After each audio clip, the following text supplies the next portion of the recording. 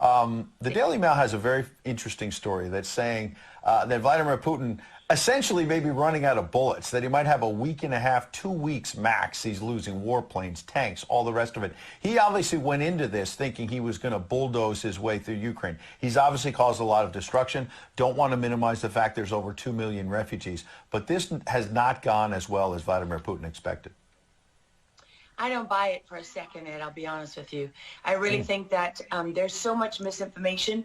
We've never really seen anything like it. I mean, I've been covering wars now for 35 years, and I have never seen people with their nails done in the Ukrainian flag, right? I mean, we're being corralled into this box where we either have to hate Vladimir Putin and believe everything evil that's said about him and love Ukraine, and there's no in between. And that reminds me a lot of you're either, a white supremacist, or you go with the Democrat narrative on everything under the sun. What Russia has done from the very beginning has been very strategic. They didn't go straight to Kiev. They went to all those bioweapons laboratories that are scattered all over the country. Some of them they built, so they know where they are. They've known where they are since the Soviet Union, because under the Defense Threat Reduction Program, we went in after the fall of the Soviet Union and supposedly turned those facilities from bioweapons labs into public health labs. Although, these days it's hard to believe anything that our leaders tell us, because they've lied about COVID, they lied about Russia collusion, they lied about the Ukraine impeachment trial, and there's so much more going on in Ukraine that nobody is talking about. You see such dishonesty when it comes to the history of Ukraine. You see dishonesty when it comes to the Azov Battalion, which is funded by the US and NATO. I mean, you can find pictures of them online holding up the NATO flag and the swastika at the same time. Their own emblem contains the black sun of the occult, which was a Nazi SS emblem.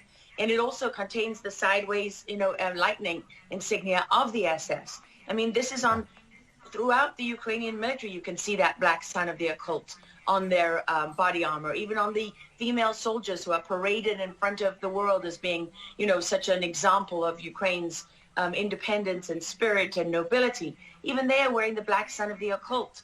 And, the White House wants you to believe, well, this doesn't matter, it's just a small number of troops. It's not true. The Azov Battalion has been murdering its way through eastern Ukraine. Yeah. We don't want to admit this. This was why Crimea voted for independence.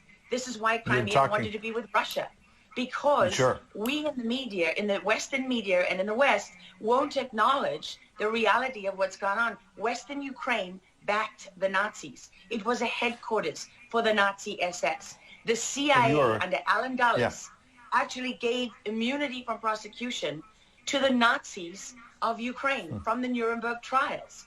So there's a long history of the United States and our intelligence agencies funding and arming Nazis in Ukraine. These are not like new neo-Nazi groups that sprung up. These are the actual Nazis from the Second World War, who, if you go back to the Nuremberg trials, said that they were planning for a 1,000-year Reich.